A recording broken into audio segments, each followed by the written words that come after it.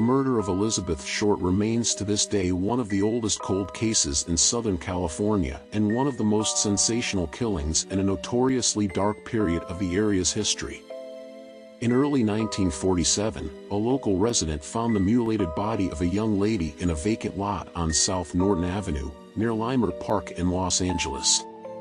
The victim was a 22-year-old native of Medford, Massachusetts, and one of numerous Hollywood hopefuls who had made their way to Southern California with dreams of becoming a movie star. Local newspapers covering the murder case named the victim the Black Dahlia, and the nickname became far more widely known than her own name. The murder was an especially brutal one. Elizabeth's torso had been cut in two and her organs had been removed. Her head had been battered. There were deep cuts that were carved on both sides of the victim's mouth, which created the look of a lunatic smile.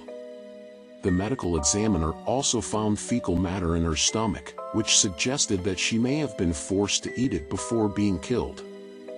Notwithstanding a long and detailed investigation in which hundreds of police officers interviewed anyone and everyone they could find who had even the most minuscule contact with Elizabeth, the Los Angeles Police Department was never able to arrest anyone for her murder. Eventually the case went cold. The mystery of Elizabeth's murder lives on in popular culture thanks to James Ellroy's book The Black Dahlia, which was later made into a motion picture.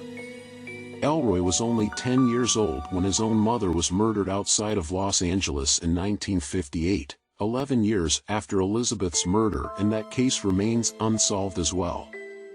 Over the years, many theories have developed regarding who murdered Elizabeth. In 1995, a woman named Janice Knowlton wrote a book titled Daddy Was the Black Dahlia Killer. In the book, the author claimed that her late father, George Knowlton, had killed Elizabeth as well as two other women.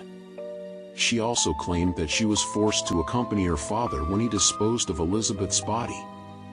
However, a subsequent excavation of the Georges' property found no remains or weapons. A more preposterous theory was put forth from a childhood friend of Elizabeth who wrote a book in 2000 pinning the murder on the famous actor and director Orson Welles.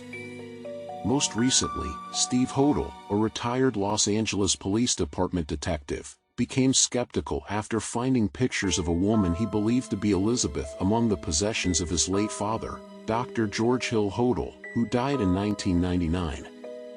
He came to believe that his father used his medical expertise to kill and mutilate Elizabeth and other victims before fleeing to Asia in 1950. In the 1940s, the Hodel family lived in a house designed by Lloyd Wright, who was the son of world-renowned architect Frank Lloyd Wright.